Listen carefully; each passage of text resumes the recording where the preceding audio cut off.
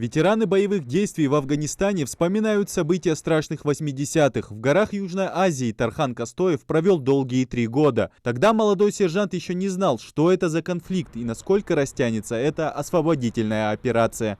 Первый день мы это, конечно, не ожидали, но это мы поняли тогда, когда пошли первые выстрелы, пошли первые раненые, первые погибшие, что это уже не игра, что надо уже полностью конкретно взять себя в руки. Ну, у них была своя тактика местных бандформирований. Она не подходила под тактику советских войск, Красной армии, которую у нас обучали. И нам приходилось во время вот этих боевых действий переучиваться. И таким образом у нас был создан, вот той части, в которой я служил, уже был создан батальон. Это назывался горный батальон. Вспоминать о пройденной афганской войне Тархан Костоев не любит, но и забыть то, что пришлось пережить в те годы, просто невозможно, говорит наш герой. Военная техника, установленная на мемориале памяти и славы, невольно перемещают в роковые 80-е. Мы ездили и на гусеничных, и на колесных. Но дело в том, что гусеничные, они на ровном месте, очень хорошая техника. Она непревзойденная техника. Но в горной местности там такие уклоны, боковые камни, вот эта гуська слетала, и получалось большие проблемы у нас после этого.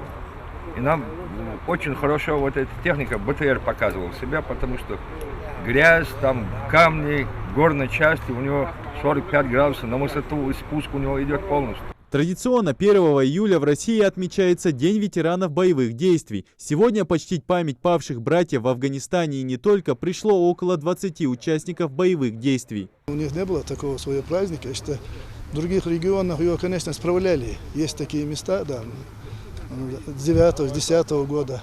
Вот поэтому им поддержку и заодно, чтобы их поздравить, чтобы пожелать им здоровья и мирного неба. Ингушетия в той войне лишилась 12 человек. Имена этих людей записаны на памятной плите обелиска, посвященному подвигу советских солдат. Уже традиционно собравшиеся прочитали дуа в память о погибших на чужбине.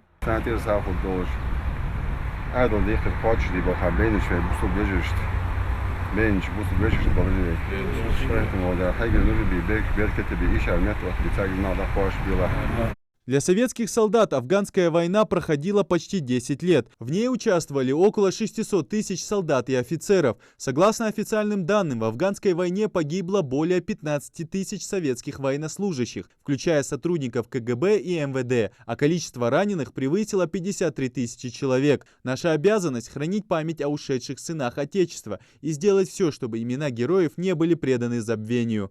Идрис Ижиев, Адам Далаков, Новости 24.